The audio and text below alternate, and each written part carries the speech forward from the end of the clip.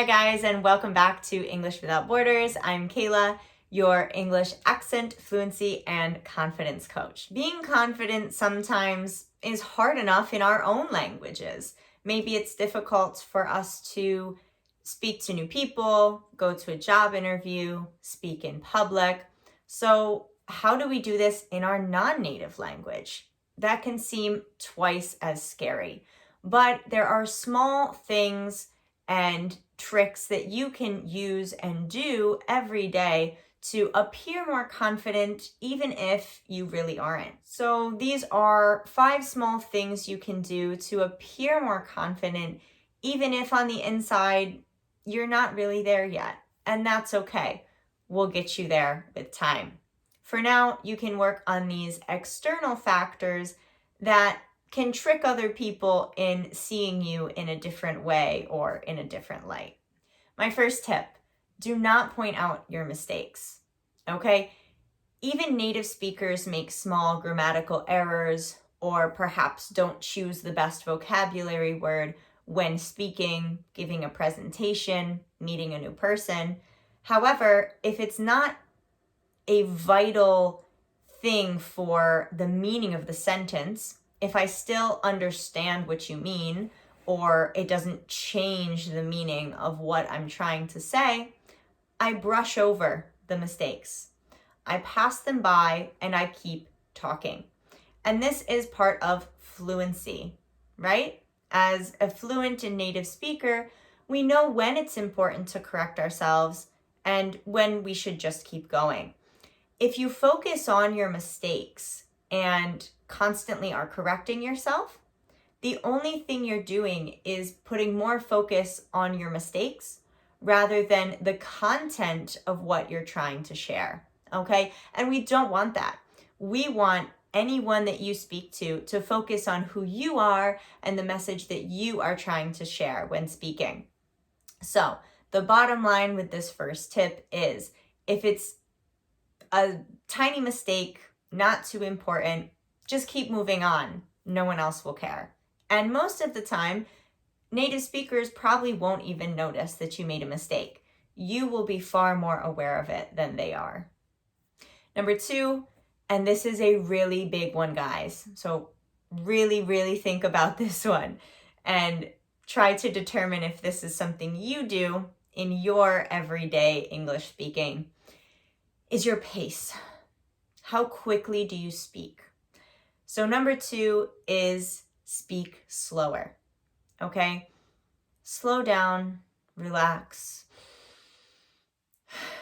breathe, and go at a slower rhythm, right? A slower pace. Just slow down a bit when you speak. It's normal that when we get nervous, even as native speakers, to try and speak more quickly. However, all this does is make you seem more nervous, and it actually takes away from the message that you're trying to share.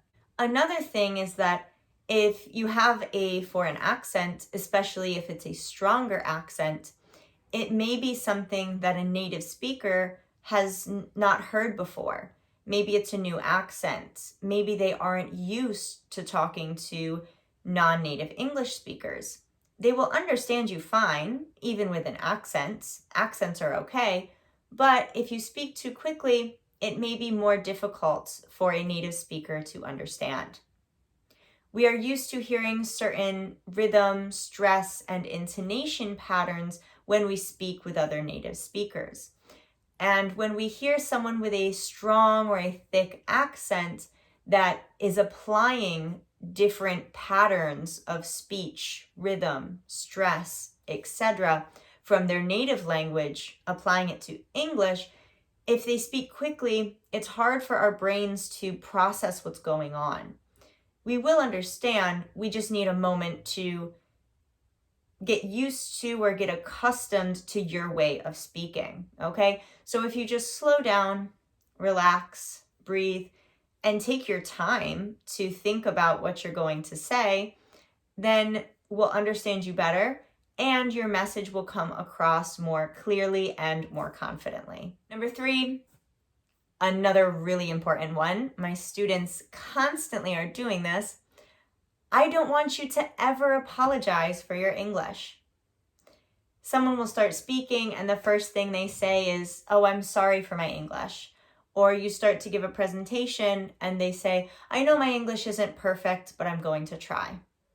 Why do we feel the constant need when we speak a non-native language to justify how good or how not good we do something? There's no reason for it, really. And if you think rationally about how you would react to someone giving you a presentation or speaking to you in your native language, what would your response be? Think about what your native language is. If I start to speak to you right now in your native language, whether it's Spanish, Hindi, Hebrew, Arabic, especially if I try to speak in your dialect, and maybe that's difficult, and you've never heard anyone try and speak to you from America before in your native language, what would you tell me? Would you say, "Oh, you're not perfect in my language"? Would you say, "Ooh, you made a mistake with that word"?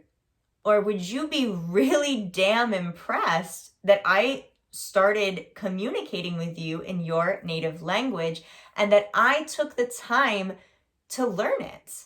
That's hard, right? That's something that it takes effort, it takes time, practice, dedication. And we understand that when you, as a non-native English speaker, speak to us. It's the same, right? So what are you apologizing for? You worked hard to get to where you are. You were consistent. You were dedicated. I hope you had fun along the way during the process. Why are you apologizing for a small mistake? Instead, you can be focusing on, and you should be focusing on, the hard work that you did to get there and how good you're doing compared to where you were 2 years ago, 2 months ago, or 2 weeks ago. Never apologize for your English because there's no need for it. You should be proud of who you are, where you're at, and where you're going to be. Number 4, do not constantly ask people if they understand you. If you always say things like, "Does this make sense?" or "Did I explain myself well?" or "Can you understand me?" it takes away from your authority. It makes you sound less confident, right? But we want you to sound confident even if you aren't, okay? So a good way to go around this or make sure that people are understanding your message with clarity, but not asking, "Oh, do you understand me?" or "Did I explain that well?" You can say instead, "Do you have any questions for me?" And by asking this question, you're giving people the opportunity to ask for clarity if they need that. But at the same time, you're not taking away from your authority. You still sound confident. You know you expressed yourself. You feel good about how you did it. But in case someone has a question or didn't understand something, which may not even be your fault, it may be they weren't listening. It may be they got distracted, right? So give them the opportunity and say, "Do you have any questions?" And then they will tell you on their own if they need more clarification. But in this case, we do it without taking away from your confidence and authority. Number 5, and this is a big one, prepare. Okay? Native speakers of any language do this too.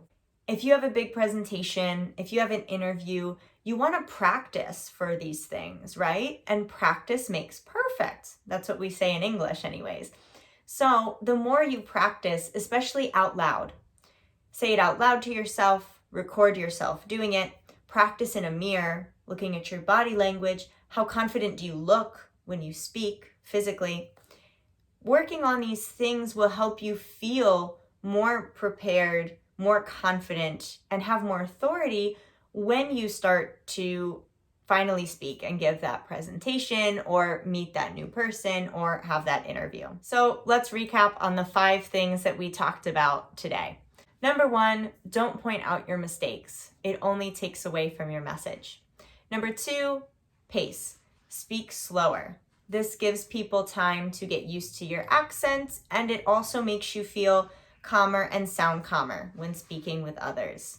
Number 3, never apologize for your English, because what are you apologizing for? There's nothing to be sorry about. Number 4, don't constantly ask if people know what you mean or understand you. Instead, ask something like, do you have any questions for me? And our last one, number 5, prepare, because after all, practice makes perfect. Okay guys, let me know what you think of this video in the comments below. And as your homework exercise, I want you to be focusing on these 5 things this week when you speak out loud with people in English, and determine if you are guilty of doing any of these things or if you can work on them and make them better. Let's make you sound as confident as possible when speaking English. All right, guys, I'll see you next time. And until then, happy learning.